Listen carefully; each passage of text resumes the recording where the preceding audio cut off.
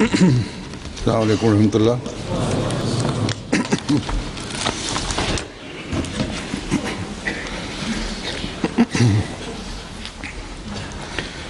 अशहदु अल्ला इलाहा इल्लल्लाह वहदहु ला शरीका लहु व अशहदु अन्ना मुहम्मदन अब्दुहु व रसूलुहु। अम्मा बादु फ़अऊज़ु बिल्लाहि मिनश शैतानिर रजीम। बिस्मिल्लाहिर रहमानिर रहीम।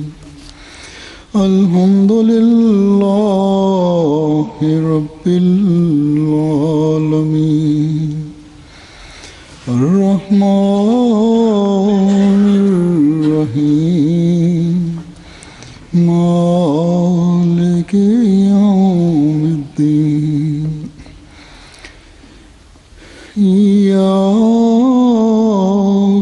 नअबुदु व इय्याका नस्तईन। इहदिनस सिरातल मुस्तक़ीम सिरातल लज़ीना अनअमता अलैहिम गैरिल मग़्दूबि अलैहिम वलद्दाल्लीन।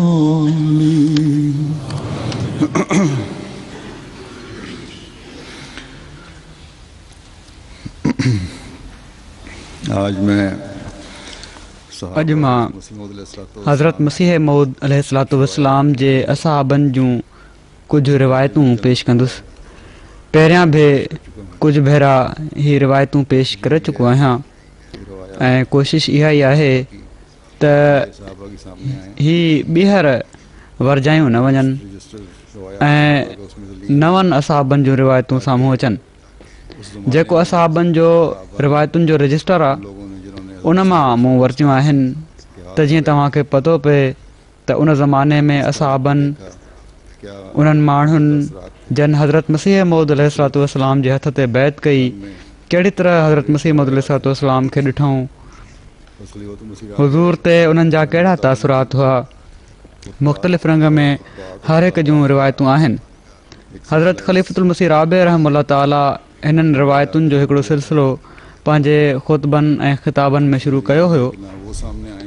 मुंहिंजी कोशिशि त इहा ई आहे त न उहे ॿीहर साम्हूं अचनि ऐं न जेके मां बयानु करे चुको आहियां उहे अचनि साम्हूं, बल्कि नवनि असहाबनि जा नवां वाक़िया साम्हूं ईंदा रहनि। ही रिवायतूं असांखे जिथे असहाबनि जे इख़लास ऐं वफ़ा जे नमूननि ऐं उन्हनि जे अहमदियत में शामिलु थियण जे वाक़िअनि जो पतो ॾियनि थियूं, उते उन्हनि सां हज़रत मसीह मऊद अलैहिस्सलातु वस्सलाम उते इन्हनि मां हज़रत मसीह मऊद अलैहिस्सलातु वस्सलाम जे मुक़ाम ऐं पंहिंजे मुख़लिसीन सां संदन तालुक़ जो बि पतो पए थो। इन्हनि में किन मसइलनि जो हल बि मौजूदु आहे। बहरहाल जहिड़ो की मूं चयो उन्हनि माण्हुनि जूं ही रिवायतूं पेश कयां थो जेके संदन पाक जमायत जो हिसो बणिया, जंहिंजे बारे में हज़रत मसीह मऊद अलैहिस्सलातु वस्सलाम फरमायो त जमायत इख़लास ऐं वफ़ा में तमामु नुमायां तरक़्क़ी कई आहे। पहिरीं रिवायत हज़रत हाफ़िज़ मोहम्मद इब्राहिम साहिब रज़ियल्लाहु तआला अन्हु वल्द मियां नादिर अली साहब जी आहे, जन जो बैत जो सन ऐं ज़ियारत जो सन 1900 आहे। ही लिखनि था त मां 1899 में ख़त ज़रिए बैत कई ऐं इन खां पहिरियां बि 3-4 साल मुंहिंजे वालिद साहब बैत जे लाइ मोकिलियो हुयो, पर मां किन सबबनि जे कारण वापसि घर हलियो वियुसि ऐं बैत न कयमि। उनखां पोइ सैयद बहावल शाह साहिबु जेके असांजा दिली दोस्त ऐं उस्ताद बि आहिनि, उन्हनि हज़रत मसीह मौद अलैहिस्सलाम जी बैत कई ऐं उन्हनि मूंखे हुज़ूर जा किताब ॿुधाइणु शुरू कया। जेतिरा उन वक़्त ताईं हुज़ूर जा किताब तसनीफ़ थी चुका हुआ, तक़रीबन समूरा मूंखे ॿुधायूं। उन्हनि ॾींहंनि में मूं रोया ॾिठी त पाण सॻुरा सल्लल्लाहु अलैहि वसल्लम आया आहिनि। मां हुज़ूर खां पुछां थो त हुज़ूर, मिर्ज़ा साहबु जेका हिन वक़्तु मसीह ऐं महदी हुअण जी दावा कई आहे, छा हू पंहिंजी दावा में सचा आहिनि? पाण सॻुरन सल्लल्लाहु अलैहि वसल्लम फरमायो, हा सचा आहिनि। ख़्वाब में ई चवनि था। मूं चयो, हुज़ूर कसम खणी ॿुधायो। पाण सॻुरन सल्लल्लाहु अलैहि वसल्लम फरमायो त मूंखे कसम खाइण जी ज़रूरत नाहे। मां अमीन आहियां ऐं ज़मीनुनि ऐं आसमाननि में मां अमीन आहियां। इन खां बाद चवनि था त उन ई राति जी सुबुह ते मूं मसीह मौद अलैहिस्सलाम जी ख़िदमत अक़दस में बैत जो ख़त लिखियो ऐं इन में पाण सॻुरन सल्लल्लाहु अलैहि वसल्लम जो सलाम बि लिखी छॾियुमि। उन खां बाद सन 1900 में कादियान हाज़िर थी हुज़ूर जे हथनि ते बैत कयमि।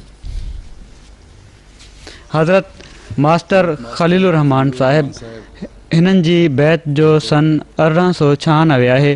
चवनि था त मुंहिंजी उमिरि तक़रीबन 14 साल हुई जॾहिं मां पंहिंजे वालिद साहिबु हज़रत मौलवी नेक आलम साहिबु रज़ियल्लाहु ताला अन्हु सां गॾु ऐं बिरादरम मौलवी ग़रीबुल्लाह साहिबु वेठल कलरी के सां गॾु तहरीरी बैत कई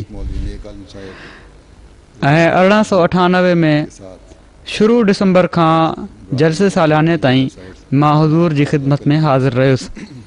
जलसे सालियाने ते विया पर डिसंबर जे शुरू में हलिया विया।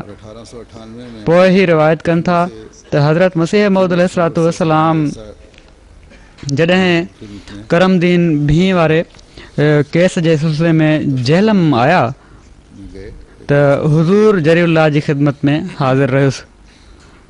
उन वक़्तु बि हुज़ूर सां गॾु हुआ ऐं 1907 जे जलसे सालियाने में हुज़ूर अलैहिस्सलाम जी आख़िरी ज़ियारत तक़रीबन 1.5 हफ़्ते ताईं कई।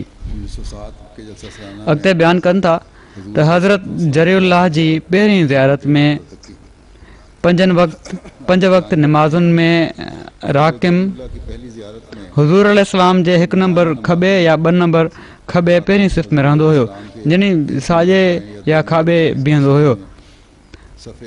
उन्हनि ॾींहंनि में हुज़ूर अनवर 5 निमाज़ुनि खां बाद पंहिंजे ख़ुदाम आशिक़नि में अधु कलाक या कुझु इन खां घटि या वधि वक़्तु वेहंदा हुआ ऐं पंहिंजी क़ीमती नसीहतुनि मां पंहिंजे ख़ुदाम खे मुस्तफ़ीज़ फ़रमाईंदा हुआ ऐं अक्सर तौर ते सिज लथे जो खाधो मस्जिद में ई खाईंदा हुआ।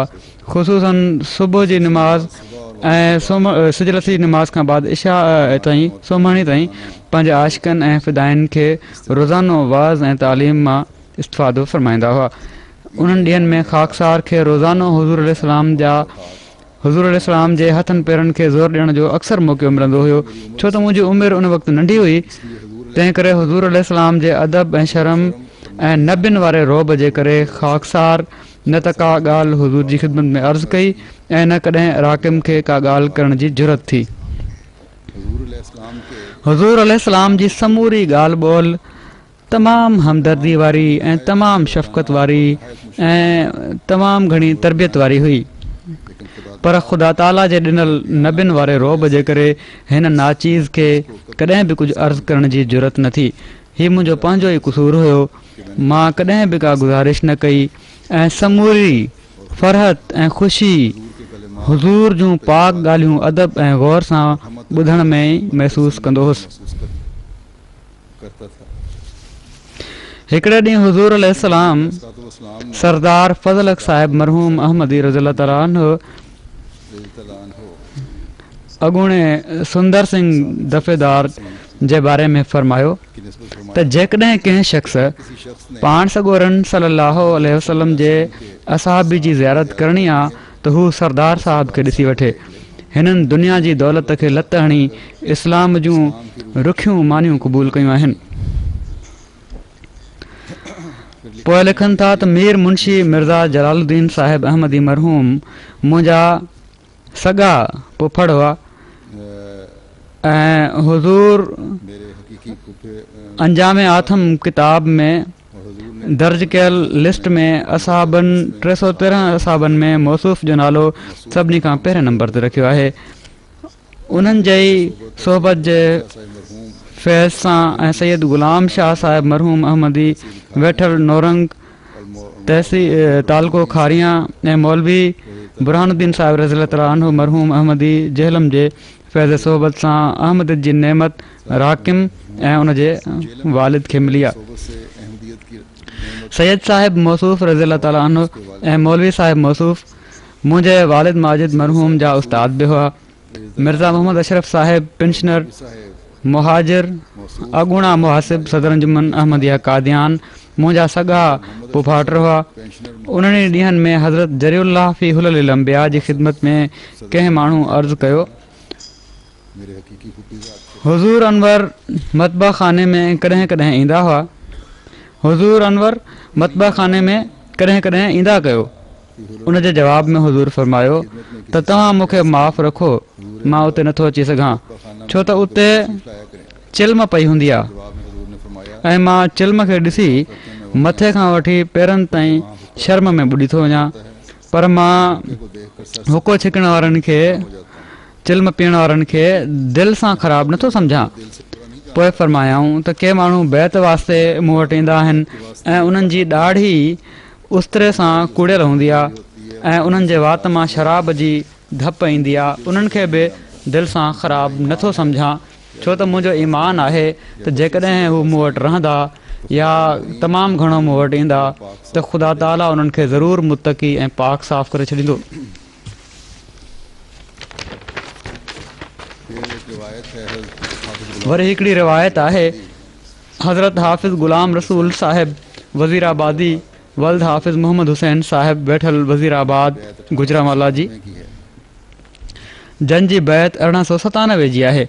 हीअ चवनि था त हिकु दफ़े जी ॻाल्हि आहे त कादियान दारुल मसीह में जंहिं घर में मियाँ बशीर अहमद साहिब रहनि था, जंहिंजो दरवाज़ो मुसक़फ़ घिटी हेठि आहे यानी छत वारी घिटी जे हेठां आहे, उन में हज़रत मसीह मौद अलैहिस्सलाम कुझु दोस्तनि खे गॾु फरमाए हिकिड़ी तक़रीर फरमाई त मां हाई स्कूल इन लाइ क़ाइमु कयो हुयो जो उते जो माण्हू उतां इल्मु हासिलु करे ख़ुदा जी मख़लूक खे तबलीग कनि, मगर अफ़सोस त माण्हू अंग्रेज़ी पढ़ी पंहिंजे कारोबार ते लॻी था वञनि ऐं मुंहिंजो मक़सदु हासिलु नथो थिए। तंहिं करे मां चाहियां थो त ख़ालिस दीनी मदरसो क़ाइमु कयो वञे। को आहे जेको ख़ुदा जे लाइ पंहिंजे ॿार खे हिन स्कूल में दीनी तालीम हासिलु करण जे लाइ दाख़िलु करे। उन वक़्तु मुंहिंजो पुटु उबैदुल्ला मरहूम 7-8 सालनि जो हुयो। उन्हनि ॾींहंनि में मुफ़्ती मोहम्मद सादिक साहिब मदरसा अहमदिया में हेड मास्टर हुआ। ओचितो उहो छोकिरो उन वक़्तु मूं वटि ई बीठो हुयो। इतफ़ाक़ सां उहो छोकिरो उन वटि मूं वटि ई बीठो हुयो। मूं उनखे हज़रत साहिब जे हवाले करे छॾियो ऐं उन वक़्तु मदरसा अहमदिया में हिकिड़ो फज़लुद्दीन नाले विचोले क़द जो सियालकोट जो हिकिड़ो पटे वालो हुयो। हज़रत साहिब उबैदुल्ला खे पंहिंजे दस्त मुबारक सां पकिड़े फज़लुद्दीन जे हवाले करे छॾियो त हिन खे अहमदिया स्कूल में वठी वञी दाख़िलु कर।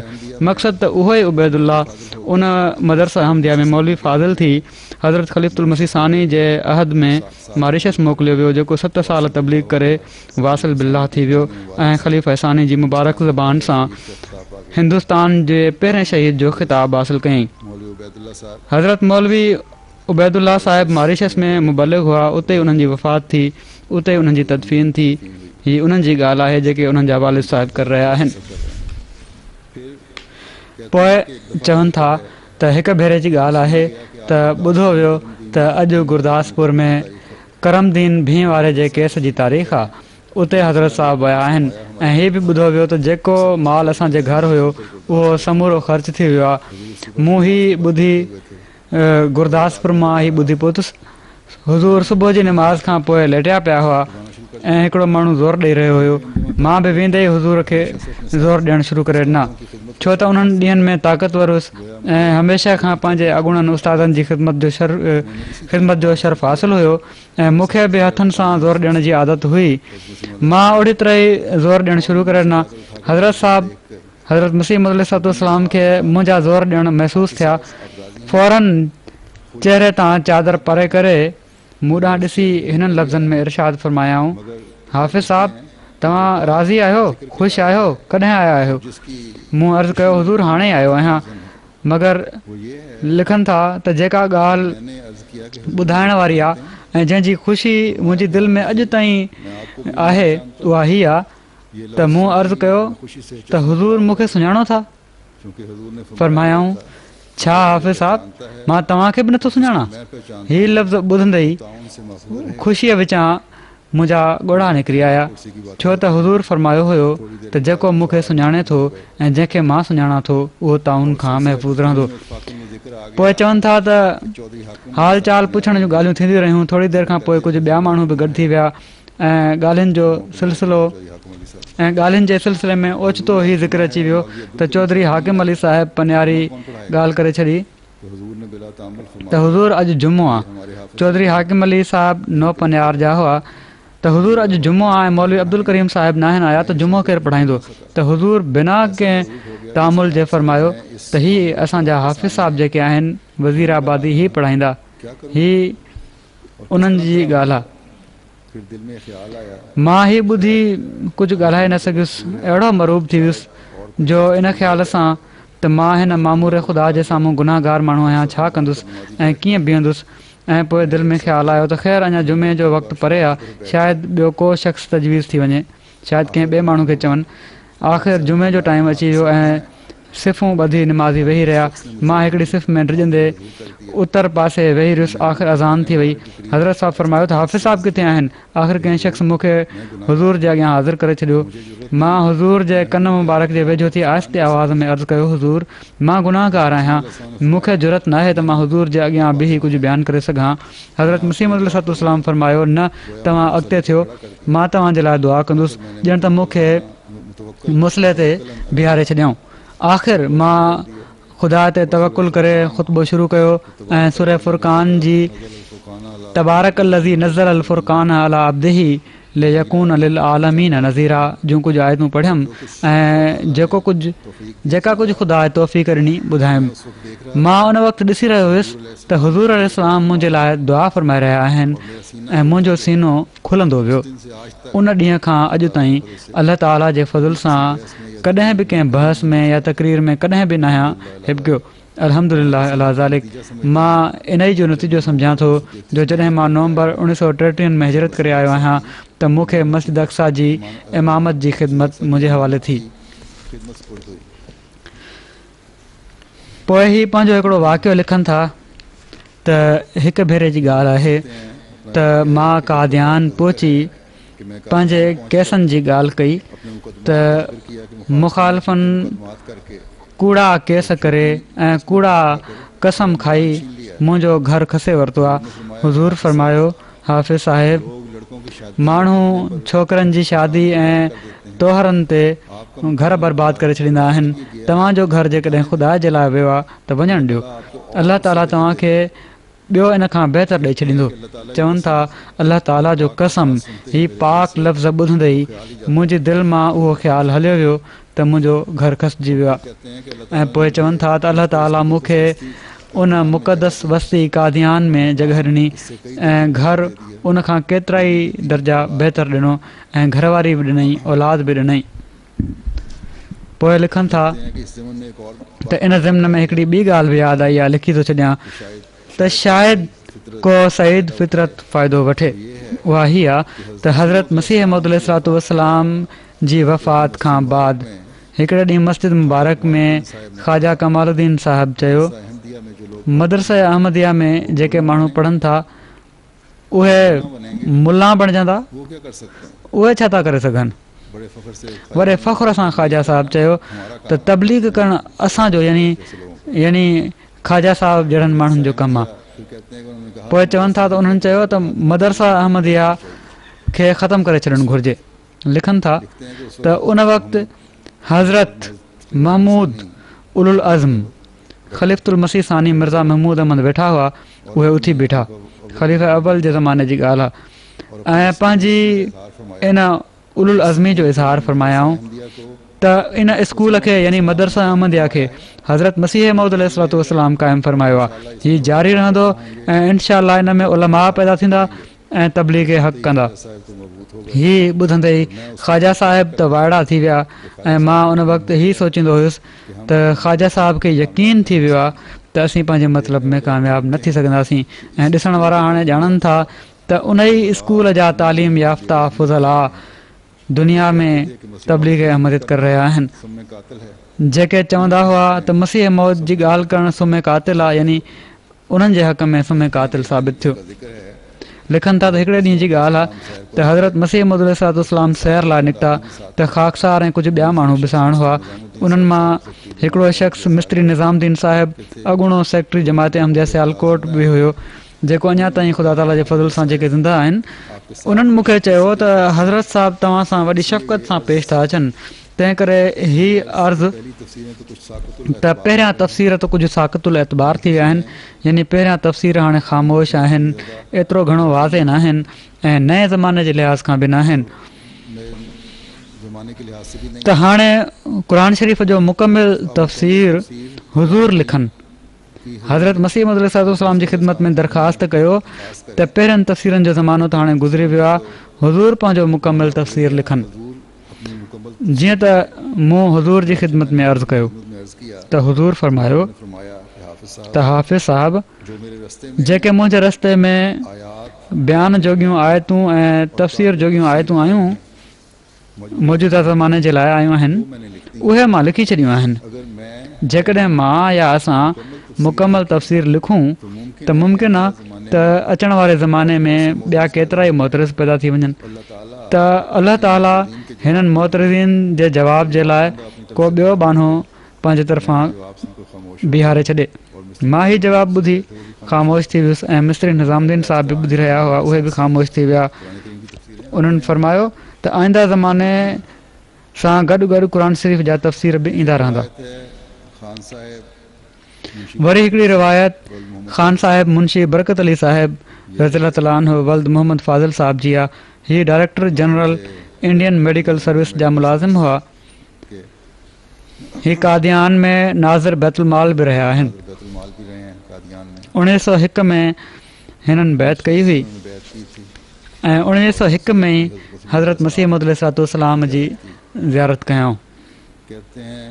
चवनि था त जेसि ताईं मूंखे यादि आहे सभिनी खां पहिरियां मूंखे हज़रत मसीह मऊद अलैहिस्सलाम जो ज़िक्र 1900 जे शुरू में ॿुधण जो इतफ़ाक़ थियो जॾहिं त इतफ़ाक़नि मूंखे शिमला में कुझु अहमदी माण्हुनि जे पाड़े में रहण जो मौक़ो मिलियो। उन्हनि दोस्तनि सां कुदरती तौर ते हुज़ूर जी दावा मसीहियत ऐं वफ़ात मसीह नासिरी जे मुतलिक़ सुवाल जवाब जो सिलसिलो शुरू थी वियो। मां जेतोणीकि वॾी सख़्तीअ सां उन्हनि जी मुखालफ़त कंदो हुयुसि मगर बेहूदा ॻाल्हाइण ऐं ताननि ऐं चिथरुनि खां हमेशह पासो कंदो हुयुसि। वफ़ात मसीह ते मूंखे मां यकीन न रखंदो हुयुसि पर चवनि था त इन जे बावजूदि ताननि ऐं चिथरुनि खां हमेशह पासो कंदो हुयुसि। अॼुकल्ह बल्कि हमेशह खां ई मुखालफ़नि जो हीउ जेको तरीक़ो रहियो आहे त गार गंद ते लही ईंदा आहिनि पर हीअ नेक फितरत हुआ। चवनि था त मां हमेशह ताननि ऐं चिथरुनि खां पासो कंदो हुयुसि। आहिस्ते आहिस्ते मूंखे ख़ुशि एतिक़ादी पैदा थींदी वई यानी आहिस्ते आहिस्ते मूंखे बि इन ॻाल्हि ते एतिक़ाद थींदो वियो। हुज़ूर जो उन्हनि ॾींहंनि में पीर मेहर अली शाह साहिब गोलड़वी सां बि बहस ऐं मुबाहिसो जारी हो। हुज़ूर इन ॻाल्हि ते ज़ोर ॾिनो त मुक़ाबले में क़ुर शरीफ़ जो अरबी तफ़सीर लिखिजे ऐं उहो अहिड़ी तरह जो कुणे ज़रिए का सूरत वठिजे ऐं धुरियूं हिक ॿिए जे साम्हूं वेही अरबी में तफ़सीर लिखनि छो त क़ुर शरीफ़ जी दावा आहे त ला या मसहू इल्लल मुतहरून हिकिड़े काज़िब ऐं मुफ़्तरी ते उन जा हक़ाइक़ ऐं मारिफ़ नथा खुली सघनि। इन लाइ अहिड़ी तरह धुरनि जो सिद्क़ ऐं किज़ब ज़ाहिर थी सघे थो उन्हनि ॾींहंनि में पीर साहिब जे तरफ़ां हिकिड़ो इश्तिहार शाया थियो जंहिंमें हज़रत मसीह मौद अलैहिस्सलाम जे तरफ़ां 24 ॻाल्हियूं जे तरफ़ 24 ॻाल्हियूं मनसूब करे ही इस्तदलाल कयो वियो त हज़रत मसीह मौद अलैहिस्सलाम नऊज़ बिल्लाह मुल्हिद ऐं इस्लाम खां ख़ारिज आहिनि। इन इश्तिहार में अक्सर जॻह ते हुज़ूर जी तसनीफ़ुनि मां इक़्तिबास नक़ुल कया विया हुआ। चवनि था त मां उमूमन धुरनि जा इश्तिहार ॾिसंदो रहंदो हुउसि। अञा अहमदी न थिया हुआ पर धुरनि जा ॿिन्ही पासे जा इश्तिहार ॾिसंदो रहंदो हुयुसि, अहमदी न थियो हुउसि। मथे बयानु कयल इश्तिहार जे मिलण ते जंहिं इश्तिहार जो ज़िक्र कयो वियो आहे उहो जॾहिं इश्तिहार मिलियो जेको गैर अहमदनि मूंखे ॾिनो हुयो, मां अहमदी माण्हुनि खे दरख़्वास्त कई त मूंखे असुलु किताब आणे ॾियो त जीअं मां पाण भेटाए ॾिसां। भेटाइण ते मूंखे ख़बर पई त के हवाला त तोड़े सही हुआ मगर अक्सर में उन्हनि खे मटाए सटाए पंहिंजो मक़सदु साबित करण जी कोशिशि कई वई हुई ऐं इहो ई हाल अॼु बि आहे। मुखालफ़नि हिकिड़ी नई मुहिम शुरू कई आहे त हज़रत मसीह मौद अलैहिस्सलाम जे किताबनि मां हवाला ॾिना वेंदा आहिनि ऐं उन्हनि खे मटाए सटाए पोइ उन मां इश्तिहार लॻाए ऐं या वॾा उन जा पोस्टर बणाए या जमायत जे ख़िलाफ़ु किताबड़ा शाया करे हज़रत मसीह मौद अलैहिस्सलाम जे ख़िलाफ़ु बदज़ुबानी कई वेंदी आहे। ऐं असांजो जेको प्रोग्राम आहे राहे उदा ऐं इन जी हाणे वेबसाइट बि शुरू थी वई आहे, उन में इन जा जवाब अची रहिया आहिनि ऐं असुलु हवाला ऐं असुलु किताब जो हवालो ॾिनो वेंदो आहे त वञी ॾिसो त पाण पतो पइजी वञे।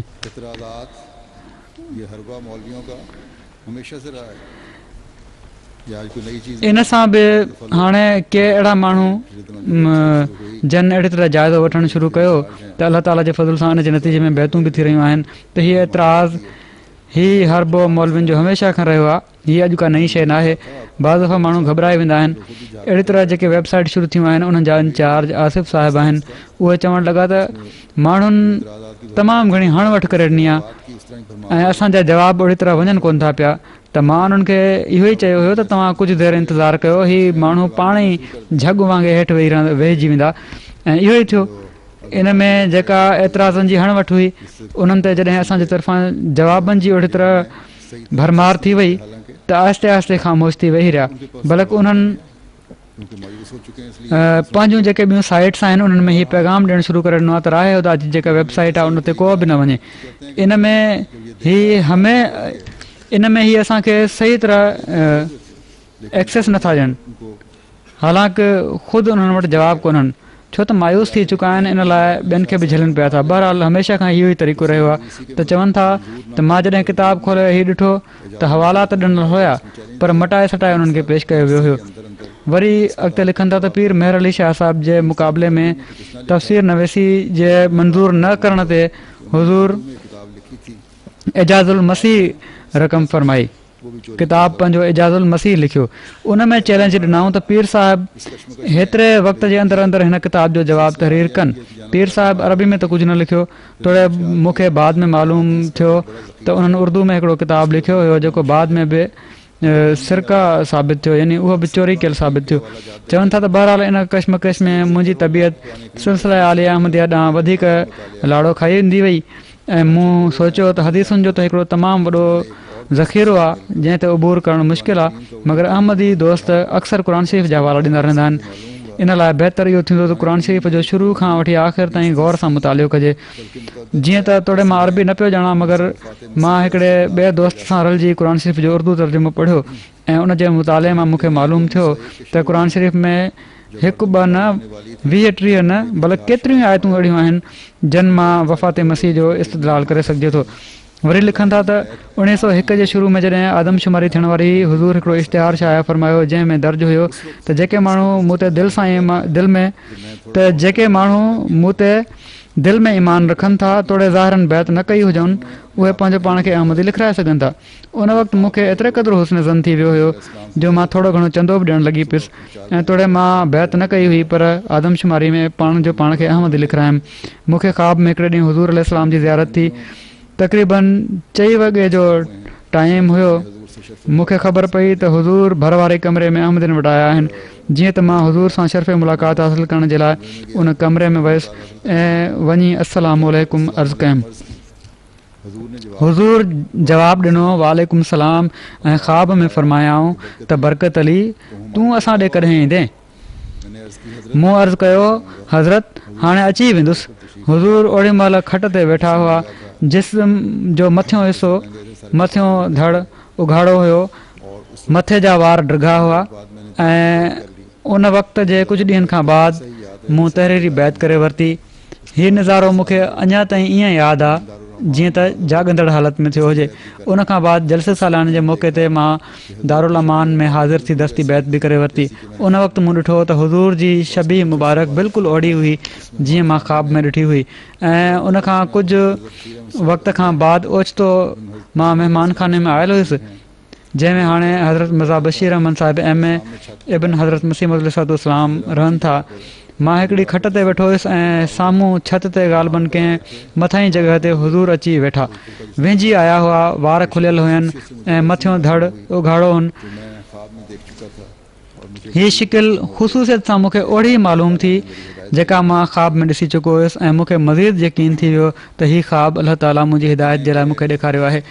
चवनि था त हिकु दफ़ो मस्जिद मुबारक मां हुज़ूर ग़ालिबन ॿेपर जी नमाज़ खां फ़ारिग़ थी दरिए रस्ते अंदरि वञी रहिया हुआ त दस्तूर मुताबिक़ दोस्त हुज़ूर खे वकोड़े विया।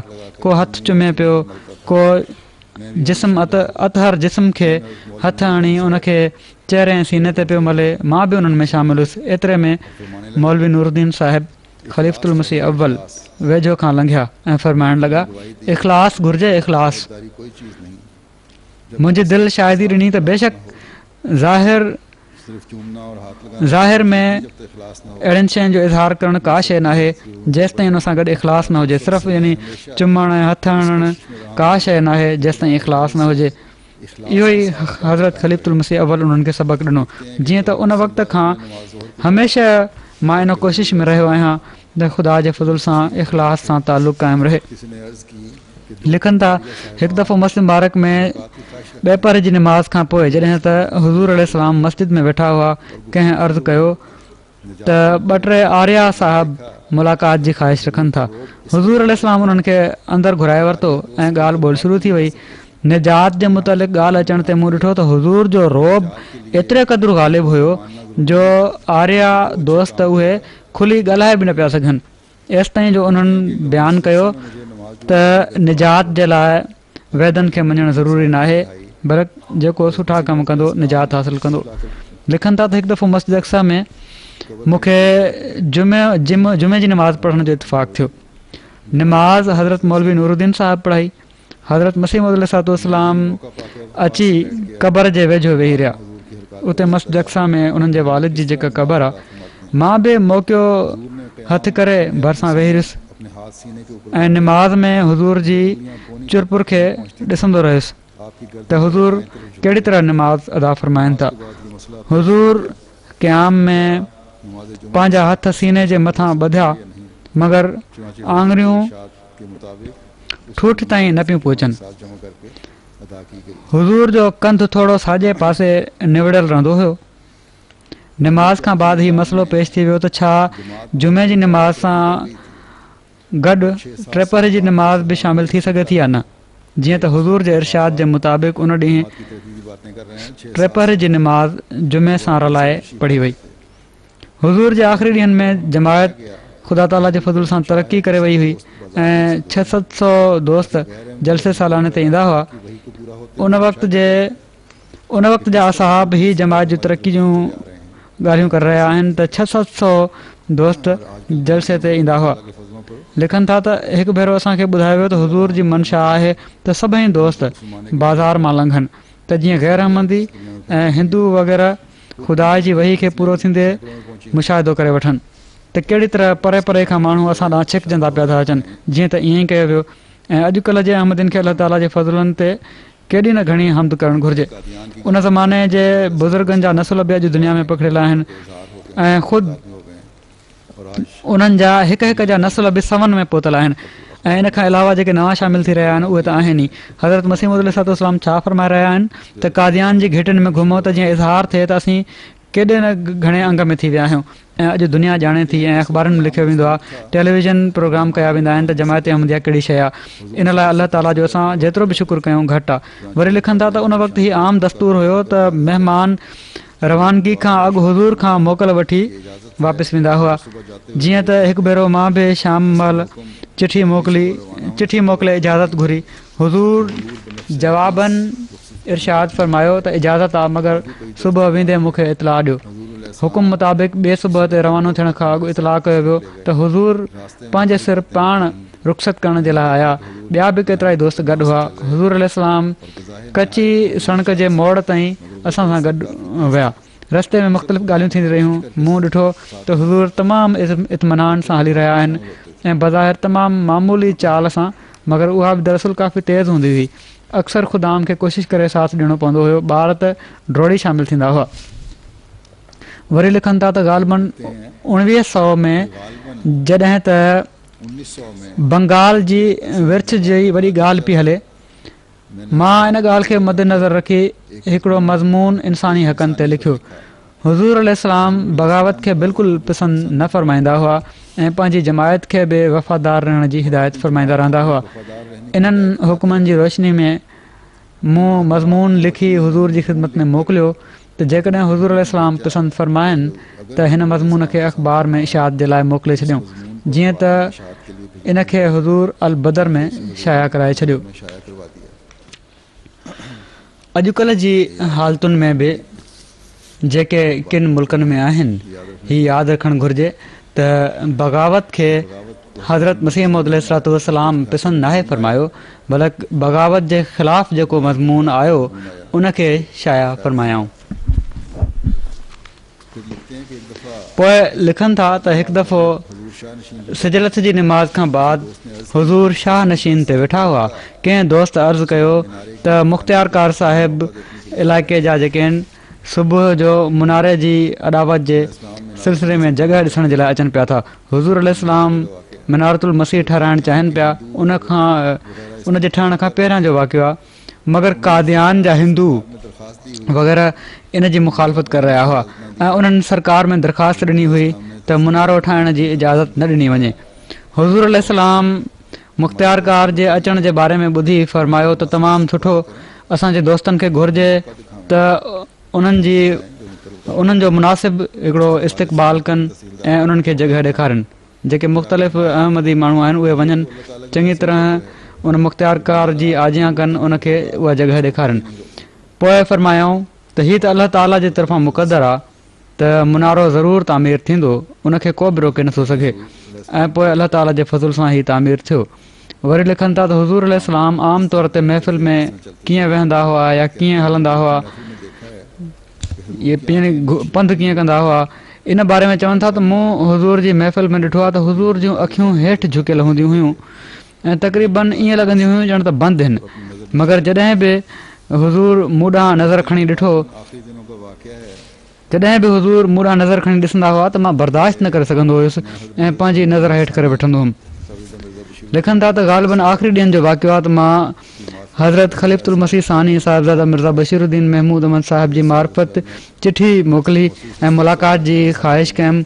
मौसूफ़ ओड़ी महिल 17-18 सालनि जी उमिरि जा हुआ। हुज़ूर अलैहिस्सलाम इजाज़त मरहमत फ़रमाई ऐं मथे कमरे में सॾियऊं। मां हुज़ूर खे अर्ज़ु कयो त मां ग़ैर अहमदी हुअण जी हालत में दफ़्तर में हिकिड़े फंड में शामिल हुयुसि जंहिंजो नालो फॉर्चून फंड हुयो। 15-16 माण्हू असां हुआसीं। 8 आना हर महीने चंदो वरितो वेंदो हुयो ऐं उन रक़म मां लॉटरी विधी वेंदी हुई ऐं मुनाफ़ो विरहायो वेंदो हुयो। हीउ कमु अहमदी हुअण जे बाद ताईं जारी रहियो। जीअं त हिकु दफ़ो असांजे नाले तक़रीबन 1,15,000 रुपए जी लॉटरी निकिती ऐं तक़रीबन 7,500 रुपया मुंहिंजे हिसे में आया आहिनि। त हाणे अहमदी थियण खां पोइ ई पुछी रहिया हुआ ऐं मूं सोचियो त छा हीअ ॻाल्हि जाइज़ आहे बि। हुज़ूर खां पुछण ते उनखे जवाबु मिलियो त हीअ जाइज़ न आहे। लॉटरी वग़ैरह जो जेको तरीक़ो आहे, इन रक़म खे इस्लाम जी इशात वग़ैरह ते ख़र्च करे छॾणु घुरिजे, छो त अलाह ताला जे लाइ का शइ हराम न आहे। पोइ उनखे कुझु चंदे में ॾेई छॾियो ऐं कुझु ग़रीबनि में विराए छॾियो। इस्माइल साहिब वरी हिकिड़ी रिवायत आहे हज़रत मोहम्मद इस्माइल साहिब वल मुकरम मौलवी जमालुद्दीन साहिब वेठल सेखवा ज़िले गुरदासपुर जी 4 में जन 1904 में हज़रत मसीह मौद अलैहिस्सलाम जी ज़ियारत कई। पैदाइशी अहमदी हुआ। चवनि था त मुंहिंजी उमिरि तक़रीबन 20 साल हुई जो गुरदासपुर में करमदीन जहलमी जेको दरअसल भी ज़िले जहलम जो हो जे केस जो हुकुम ॿुधायो वञिणो हुयो। मां हिकिड़े ॾींहुं पंहिंजे ॻोठां उते पहुची वियुसि। उते हिकिड़े बंगले में हुज़ूर अलैहिस्सलाम बि आयल हुआ, यानी उते तरसियल हुआ। गर्मी जो मौसम हुयो। हज़रत मसीह मौद अलैहिस्सलाम हेॾां जे हिकिड़े कमरे में वेठा हुआ। उते मुंहिंजा वालिद साहिब मियां जमालदीन साहिब, मियां इमामदीन साहिब सेखवानी ऐं चौधरी अब्दुल अज़ीज़ साहिब बि मौजूदु हुआ। मूं वञी हुज़ूर खे पखो करणु शुरू करे ॾिनो। हुज़ूर मूं ॾांहुं ॾिठो ऐं मुंहिंजे वालिद मियां जमालदीन साहिब जी तरफ़ इशारो करे मुस्कुराए फरमायाऊं त मियां इस्माइल बि अची सवाब मां हिसो वरितो आहे। हुज़ूर जो मामूली ऐं अदना ख़िदमत ते ख़ुशि थी वञणु अञा ताईं मूंखे यादि आहे। अञा ताईं मूंखे यादि ईंदो आहे त तबियत में हिकिड़ो सुरूर पैदा थींदो आहे। मोहम्मद अकबर साहिब वल्द अखवंद रहीम बख्श साहिब क़ौम पठान औरकज़ई वेठल डेरा गाज़ी खान लिखनि था त खाकसार जे वालिद साहिब जो चाचो जेको खाकसार जे वालिद साहिब जो चाचो अखवंद अमीर बख्श खान ज़िले मुज़फ़रगढ़ में सब इंस्पेक्टर पुलिस हुयो। खाकसार जे अहमद थी वञण खां बाद हू पेंशन वठी पंहिंजे घर डेरा गाज़ी खान अची वियो। उन्हनि ॾींहंनि में जमायत अहमदिया डेरा गाज़ी खान जा सरकर्दा मौलवी अज़ीज़ बख्श साहिब बि हुआ, जेके मौलवी मोहम्मद अली साहिब जेके बाद में पैगामनि जा अमीर बणिया हुआ, उन जा वॾा भाइर हुआ। हू मौलवी अज़ीज़ बख्श साहिब उन वक़्तु डेरा गाज़ी खान में सरकारी मुलाज़िम हुआ। जंहिं पाड़े में उहे रहंदा हुआ उते हिकिड़ी मस्जिद हुई जेका वीरान पई हूंदी हुई। जमायत अहमदिया उनखे मरमत वग़ैरह करे आबाद कयो। उन में नमाज़ पढ़णु शुरू करे ॾिनऊं। हिकिड़ो गैर अहमदी मुला फज़लक नाले उहो बि उन पाड़े में आयो ऐं किराए ते घर वठी ऐं रहणु लॻो ऐं पाड़े जे माण्हुनि खे उन भड़कायो। उन वक़्तु बि उहो ई कमु थींदो हुयो, अॼु बि उहो ई कमु थी रहियो आहे। उन्हनि खे भड़कायो त अहमदिन खे हिन मस्जिद मां कढणु घुरिजे ऐं इन मस्जिद में कुझु शागिर्द गॾु करे उन्हनि खे उन पढ़ाइणु शुरू करे ॾिनो। मदरसे जो हीउ जेको नज़रियो आहे ऐं मदरसे जे छोकिरनि जे ज़रिए जेको जुलूस कढणु ऐं टोड़ फोड़ करणु आहे, हीउ अॼु बि ओड़ी तरह ई जारी आहे। चवनि था त शागिर्दनि खे गॾु करे उन्हनि खे पढ़ाइणु शुरू करे ॾिनई ऐं नमाज़ महल पंहिंजी जमायत अलॻि करणु लॻो ऐं मस्जिद में वाइज़नि जो सिलसिलो बि शुरू करे ॾिनई। खाकसार जो मिट्री में चाचो अखवंद अमीर बख्श खान मज़कूर जेको आहे जंहिंजी ॻाल्हि थी आहे, उन डेरा गाज़ी खान शहर जे सब इंस्पेक्टर पुलिस खे भड़कायो त हू रिपोर्ट करे त हिन महले में अहमदिन ऐं गैर अहमदिन में फ़साद जो डपु थी वियो आहे, फ़साद पैदा थियण वारो आहे ऐं धुरिन जे सरकर्दनि खां ज़मानत वरिती वञे। पहिरियां त हिते मस्जिद वीरान पई, कोई अचे न पियो। जॾहिं अहमदिन उनखे ठीकु करे मरमत करे आबाद कयो त सॼो फ़साद शुरू थी वियो। चवनि था त खाकसार सैदना हज़रत मसीह मौद अलैहिस्सलाम जी ख़िदमत में हिकिड़ी चिठी लिखी जंहिंमें पंहिंजे रिश्ते जे ॾाॾे साहिब मज़कूर जी मुखालफ़त जी ॻाल्हि कई ऐं लिखियुमि त उनखे एतिरे क़दुरु दुश्मनी आहे जो जेकॾहिं उनजो वस हले त खाकसार खे क़तलु करे छॾे। ऐं जमायत जे मुतालिक़ पुलिस वटि जेका उन रिपोर्ट कराई हुई उन जी बि ॻाल्हि कयमि ऐं दुआ जी दरख़्वास्त कई। हुज़ूर महिरबानी फरमाईंदे वरी शफ़क़त सां ख़ुदि पंहिंजे मुबारक हथ सां हिन आजिज़ जी चिठी जे पुठियां जवाबु रक़म फरमाए उहो ख़त खाकसार खे टपाल ज़रिए वापसि मोकिले छॾियो। हुज़ूर जे जवाब जो मफ़हूम हीउ हुयो, असुलु लफ़्ज़ न आहिनि, मफ़हूम हीउ हुयो त असांखे घबराइणु न घुरिजे ऐं पोइ दुआ फरमायाऊं त इनशा अल्लाह इन जो जल्द नेक नतीजो ज़ाहिर थींदो ऐं जमायत खे घुरिजे त ज़मानत हरगिज़ न ॾे। इन मस्जिद जे लाइ कंहिं क़िस्म जी ज़मानत न आहे ॾियणी या पार्टी बणिजी ज़मानत न आहे ॾियणी, त जेकॾहिं मस्जिद छॾणी पए त छॾे ॾिनी वञे ऐं कंहिं अहमदी जे घर बाजमायत नमाज़ जो इंतज़ामु कयो वञे, मगर जमायत जे कंहिं माण्हू खे ज़मानत हरगिज़ न ॾियणु घुरिजे। लिखनि था त हीउ ख़त खाकसार वटि महफ़ूज़ हुयो, ग़ालिबन मौलवी अज़ीज़ बख्श साहिब खाकसार खां वरितो हुयो ऐं वापसि न कयो, इन लाइ साम्हूं कोन्हे। मफ़हूम उन्हनि हीउ बयानु कयो। पोइ चवनि था त हुज़ूर जे इन जवाब जे अचण जे थोरनि ॾींहंनि खां पोइ हिन आजिज़ जो ॾाढो, जंहिंजी ॻाल्हि हले थी पई, बीमार थी वियो ऐं कुझु ॾींहं बीमार रही फ़ौत थी वियो। ऐं जेका रिपोर्ट सब इंस्पेक्टर पुलिस कई हुई उहा सुप्रीडेंट पुलिस साहिबु डिप्टी कमिश्नर बहादुर वटि मुनासिबु इंतिज़ाम करण लाइ मोकिले छॾी। डिप्टी कमिश्नर साहिबु हिकिड़े मुस्लमान EAC खे मुक़ररु फ़रमायो त हू अहमदीन ऐं ग़ैर अहमदीन में ठाह कराए छॾे। जीअं त हू केतिरा ई महीना लॻातार कोशिशि कंदो रहियो त ठाह थी वञे, पर कामयाबी न थी। हिननि माण्हुनि खां त फ़ैसिलो न थियो, पर अलाह ताला जेको फ़ैसिलो कयो उहो बि अजीब आहे। आख़िर सिंधु दरिया जी चाढ़ सां उन में पाणी घणो अची वियो, उहो शहर जो हिसो गर्क थी वियो। सिंधु दरिया में ॿोॾि आई ऐं शहर जो उहो हिसो ई गर्क थी वियो जंहिंमें मस्जिद हुई, ऐं मस्जिद किरी पई ऐं उनखां पोइ सॼो शहर ई दरिया खाई वियो ऐं नओं शहर आबाद कयो वियो जंहिंमें जमायत अहमदिया पंहिंजी नई मस्जिद तामीर कराई। ऐं जेसि ताईं ख़ाकसार जो ख़्यालु आहे, नए शहर में सभिनी खां पहिरियां जेका मस्जिद तामीर कई वई उहा अहमदीन जी हुई। हज़रत निज़ामुद्दीन साहिब रज़ी ताला अन्हु, वल्द मियां अलहदता साहिब,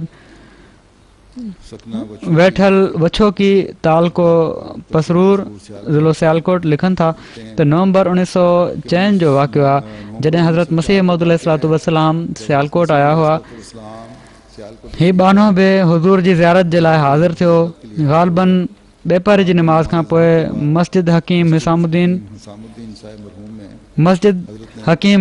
साहिब मरहूम में हज़रत हेठि ॾिनल नसीहत जमायत जे दोस्तनि खे फ़रमाई हुई।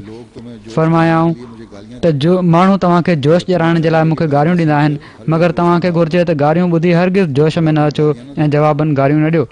जेकॾहिं तव्हां उन्हनि खे जवाबनि गारियूं ॾींदव त पोइ हू वरी मूंखे गारियूं ॾींदा ऐं हीअ गारियूं उन्हनि जे तरफ़ां न हूंदियूं बल्कि तव्हांजे तरफ़ां हूंदियूं।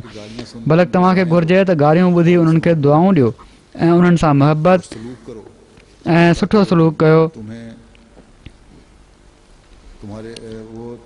त जीअं हू तव्हांजे वधीक वेझो थियनि।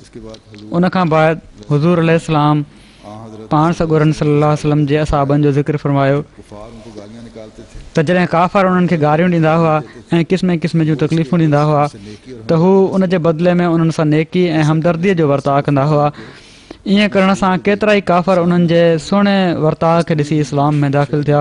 सो तव्हांखे बि उन्हनि जे नक्शे क़दम ते हलणु घुरिजे। चवनि था हीअ लफ़्ज़ जेके मूं बयानु कया आहिनि हीअ हज़रत मसीह मौद अलैहिस्सलाम जा असुलु लफ़्ज़ न आहिनि, मफ़हूम इहो ई आहे। हिननि पंहिंजे लफ़्ज़नि में उनजो ख़ुलासो हीअ बयानु कयो आहे। पोइ हज़रत मुंशी अब्दुल्ला साहिब अहमदी मोहल्ला इस्लामाबाद शहर सियालकोट, हिननि जी बैत 4 नवंबर 1902 जी आहे। हज़रत मसीह मौद अलैहिस्सलाम जॾहिं सियालकोट आया हुआ त हिननि बैत कई हुई। 13 साल हिननि जी उमिरि हुई ऐं हिकिड़े ख़्वाब जे ज़रिए हिननि बैत कई। हज़रत मौलवी अब्दुल करीम साहिब सियालकोटी खां हिननि तालीम बि हासिलु कई। हीअ लिखनि था त जॾहिं हज़रत मसीह मौद अलैहिस्सलाम सियालकोट में पंहिंजी दावा करण खां बाद 4 नवंबर 1902 में वापसि कादियान विया त हुज़ूर उन्हनि माण्हुनि जा नाला तलब फ़रमाया जन सियालकोट जे अहमदनि खे तकलीफ़ूं ॾिनियूं हुयूं। जॾहिं नाला तहरीर कया विया त उन जे कुझु ॾींहंनि खां पोइ सियालकोट में तमामु ई ग़लीज़ ताउन अची वियो त ख़ुदा ताला कादिर ऐं कहार चूंडे चूंडे उन्हनि माण्हुनि जे ख़ानदाननि खे तबाह करे छॾियो। फ़ातबिरू या उलिल अब्सार। पोइ उन्हनि ॾींहंनि में ताउन जे बारे में बयानु कंदे लिखनि था त हिकिड़ो मुख़ालिफ़ हुयो। जॾहिं उनखे ताउन थियो त उन हकीम हिसामुद्दीन साहिब खे सॾु कयो। पाण अची उनखे सिर्फ़ु एतिरो चयऊं त हीउ कारो नांग आहे, इन जे वेझो न वञ। जॾहिं हू मरण जे वेझो थियो त उनजी घरवारी मोहबत जे करे उन सां चिंबड़ी पई ऐं दर हक़ीक़त उहा औरत मौत वठी रही हुई। अहिड़ी तरह उनजी ॿारड़ी बि ईअं कयो ऐं अहिड़ी तरह सां उनजे ख़ानदान जा 19 माण्हू मरी विया। चवनि था त हिकु दफ़ो मौलवी अब्दुल करीम साहिब सियालकोटी हुज़ूर खां पुछियो त हुज़ूर छा कॾहिं तव्हांखे बि तव्हां में बि ॾेखाव पैदा थियो आहे, रियाकारी पैदा थी आहे। हजूर ने जवाब दिया हुज़ूर जवाबु ॾिनो त जेकॾहिं हिकिड़ो माण्हू झंग में पढ़ रहा हो ढोरनि जे विच में निमाज़ पढ़ी रहियो हुजे, चौपाइनि जे विच में निमाज़ पढ़ी रहियो हुजे, त छा उनजी दिलि में बि कॾहिं ॾेखाव पैदा थी सघे थो? पाण फरमायूं मुंहिंजो त ई हाल आहे। हज़रत मोहम्मद याया साहिब वल्द मौलवी अनवार हुसैन साहिब वेठल शाहबाद ज़िलो हरदोई, साकिन शाहबाद ज़िला कोई हिननि जी पैदाइश 1894 जी आहे। 1904 में इन्होंने हिननि हज़रत मसीह मौद अलैहिस्सलाम जी ज़ियारत कई। चवनि था त मुंहिंजा वालिद साहिब मरहूम मौलवी अनवार हुसैन ख़ान साहिब वेठल शाहबाद ज़िला हरदोई यूपी 89 में लुधियाने आकर हज़रत मसीह अलैहिस्सलाम की बैत की थी। 1889 में लुधियाना अची हज़रत मसीह मौद अलैहिस्सलाम जी बैत कई हुई ऐं इन खां कुझु अरसो अॻु खां ई, कुझु वक़्तु पहिरियां खां ई हिननि जो ख़त पत्र पाण में हलंदो हुयो ऐं हू बैत जो शर्फ़ हासिलु करणु चाहींदा हुआ। पर हज़रत मसीह मौद अलैहिस्सलाम बैत वठण जी इजाज़त न हुअण जे करे हिननि खे कादियान अचण खां झलियो हुयो। जॾहिं हुज़ूर लुधियाना इन मक़सद सां विया त वालिद साहिब खे इतलाह ॾिनऊं ऐं वालिद साहिब मरहूम उन जी तामील में लुधियाना अची फैज़याब थिया। वालिद साहिब देवबंद जा दस्तारबंद मुल्ला हुआ, बाक़ाइदा देवबंद जा सर्टिफाइड मुल्ला हुआ।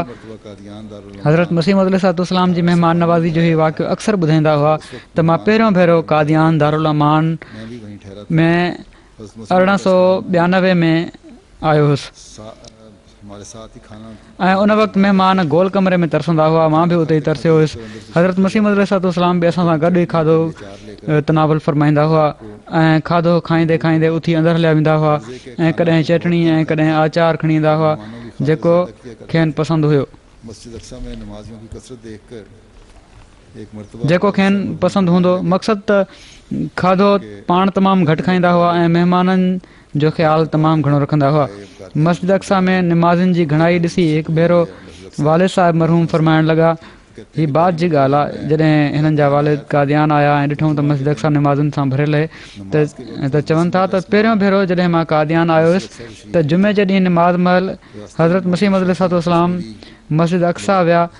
रस्ते में मौलवी शादी कश्मीरी मिलियो, उनखे निमाज़ पढ़ण जे लाइ साण कयूं ऐं मियां जान मोहम्मद साहिब खे बि साण वरितऊं।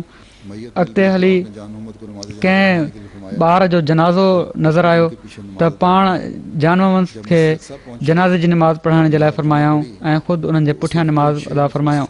जॾहिं मस्जिद अक़सा पहुता ऐं जुमे जी निमाज़ पढ़ियाऊं त ओॾी महिल कुल 6 माण्हू हुआ ऐं लिखनि था त हाणे बावजूदि मस्जिद एॾी कुशादी थी वञण जे चौधारी जूं छितियूं भरियल हूंदियूं आहिनि ऐं मुंहिंजे लाइ हीअ बि मौजूदो आहे। वरी ॿारनि ते शफ़क़त जो हिकिड़ो वाक़ियो लिखनि था त हज़रत उमुल मोमिनीन रज़ियल्लाहु तआला अन्हा खे कंहिं कम जी ज़रूरत पेश आई त असीं नंढड़ा ॿार बोर्डिंग तालीमुल इस्लाम जा जेको उन्हनि ॾींहंनि में मदरसा अहमदिया में हूंदा हुआसीं, कमु करण जे लाइ शौक़ सां ईंदा हुआसीं। मूंखे यादि आहे त अक्सर हज़रत मसीह मौद अलैहिस्सलाम असां ॿारनि जे बारे में पुछंदा हुआ त हीअ केरु आहे ऐं हीअ केरु आहे। ख़ाकसार जे बारे में हिकु दफ़ो पुछियऊं त हज़रत उमुल मोमिनीन रज़ियल्लाहु तआला अन्हा फरमायो त अनवार हुसैन साहिबु अंबनि वारे जो पुटु आहे। फरमाइण लॻा त हिन खे चओ त वेही रहे कमु न करे, हीअ अञा नंढड़ो आहे। मूंखे विहारे छॾियऊं ऐं ॿिया छोकिरा कमु कंदा रहिया। हिकु भेरो ॾाढो सीउ पियो जंहिंसां वॾी खॾ जो पाणी बि ॼमणु लॻो। उते जेका वॾी खॾ आहे उनजो पाणी उन्हनि ॾींहंनि में ॼमी वेंदो हुयो। चवनि था त मां गरम इलाइक़े जो रहण वारो हुअण जे करे सीउ मूंखे घणो लॻंदो हुयो। उतां जा रहण वारा बि महसूसु कंदा हुआ ऐं जेके गरम इलाइक़े मां आयल हुजनि उन्हनि खे त तमामु घणो सीउ लॻंदो आहे। ऐं बोर्डिंग में तक़रीबन सभिनी छोकिरनि खां उमिरि में बि मां नंढड़ो हुयुसि। फजर जी निमाज़ जे लाइ वञण में सीउ ॾाढो लॻंदो हुयो। मास्टर अब्दुर्रहमान साहिब BA साबिक़ महर सिंह साहिब हुज़ूर सां ॻाल्हि कई हूंदी त अची मूंखे चयाऊं त हुज़ूर फरमायो आहे त हिन नंढड़े ॿारड़े खे सीउ में घणी तकलीफ़ थिए थी, फजर जी निमाज़ जे लाइ हिनखे मस्जिद न वठी वेंदा कयो। उन ॾींहं खां मूंखे फजर जी निमाज़ सॼो सियारो बोर्डिंग में ई पढ़ण जो हुकुम मिली वियो। हीअ चवनि था त हिकु भेरो असीं हुज़ूर सां गॾु नहर ताईं वियासीं रमज़ान जो महीनो हुयो, उञ लॻल हुई। हुज़ूर खे ख़बर पइजी वई त किन नंढड़नि ॿारनि जो रोज़ो आहे, त हुज़ूर फरमायो हिननि जो रोज़ो टोड़ाए छॾियो, ॿारनि जो रोज़ो न आहे हूंदो। इन हुकुम ते असां शाख मां ड्रॉ करे पाणी पी ऐं पंहिंजी उञ उझाईसीं ऐं हुज़ूर खां मोकिलाए कादियान वापसि हलिया आयासीं। महिमाननि जे जज़्बात जो अहसासु, ॿाहिरां अक्सर माण्हू ईंदा हुआ ऐं खाधल जा ख़्वाहिशमंद हूंदा हुआ, यानी हज़रत मसीह मौद जी खाधे जी मेज़ सां जेको बचियल खुचियल खाधो हूंदो हुयो उन जा ख़्वाहिशमंद हूंदा हुआ। छो त बोर्ड वारनि मां मान नंढो हुयुसि ऐं अंदरि वेंदो हुयुसि त माण्हुनि जे चवण ते मां उहो बचियल आणण जे लाइ अंदरां तयारु थी वेंदो हुयुसि। खाधे जो टाइम थियो त उमुल मुमनीन खे अर्ज़ु कयुमि, अर्ज़ु करण ते उहो खाधो मिली वेंदो हुयो। यानी अक्सर ई थींदो हुयो त खाधे जो टाइम थियो त मां वञी हज़रत अम्मा जान खे चवंदो हुयुसि त उहा ॾेई छॾींदी हुई ऐं खाधे जो वक़्तु न हूंदो हुयो तॾहिं बि वञी माण्हुनि जी ख़्वाहिश जो इज़हार कंदो हुयुसि त अज़राए शफ़क़त मानी घुराए उन मां हिकिड़ो गिरह हज़रत मसीह मौद पाण खाईंदा हुआ ऐं बाक़ी ॾेई छॾींदा हुआ ऐं मां ख़ुशी ख़ुशी उन्हनि दोस्तनि खे ॾेई छॾींदो हुयुसि जन घुरियो हूंदो हुयो। हुज़ूर जी नमाज़ में रिकत खे उन्हनि कहिड़ी तरह ॾिठो, लिखनि था त हज़रत मौलवी अब्दुल करीम साहिब जो जनाज़ो हुज़ूर ख़ुदि पढ़ायो हुयो। नमाज़ तमामु डिघी पढ़ायूं, एसि ताईं जो मां बीह थकिजी पियुसि। नमाज़ खां कुझु पहिरियों झोड़ जो हिकिड़ो टुकड़ो आयो ऐं मिटी उॾण लॻी ऐं नमाज़ जे सॼे वक़्त में यानी शुरू जी तकबीर खां वठी सलाम वराइण ताईं ख़ूब वॾ फुड़ा मींहं जा पवंदा रहिया ऐं सलाम वराइण खां पोइ मींहुं ख़तमु थी वियो ऐं थोरी देरि खां पोइ आसमान साफ़ु थी वियो। अलाह ताला हिननि बुज़ुर्गनि जा दर्जात बुलंद फरमाए ऐं उन्हनि जे नसलुनि में बि ऐं असांजे अंदरि बि अहमद जो हक़ीक़ी रूह हमेशह क़ाइमु फरमाईंदो वञे। असांखे बि पंहिंजी इस्लाह करण जी तरफ़ तवजो ॾिए, असांजे ईमान ऐं इकान में वाधारो थिए। हर अचण वारो ॾींहुं असांजे अंदरि बि ऐं असांजे नसलुनि में बि अहमद जी मोहबत, हज़रत मसीह मौद जी मोहबत, पाण सगुरन साहब जी मोहबत ऐं इश्क ऐं क़ुर शरीफ़ जी तालीमात ते अमल करण जी तरफ़ हमेशह तवजो वधाईंदो वञे।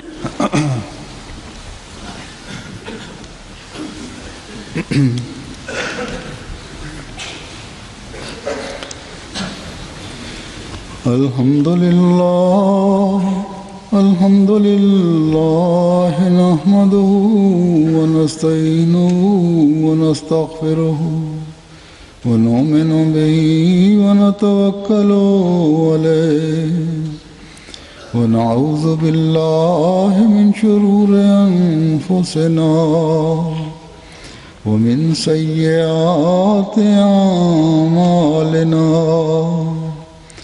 मन यहदिहिल्लाहु फला मुदिल्ल लहु व मन युद्लिल्हु फला हादिय लहु व नशहदु अन ला इलाहा इल्लल्लाह व नशहदु अन्ना मुहम्मदन अब्दुहु व रसूलुहु।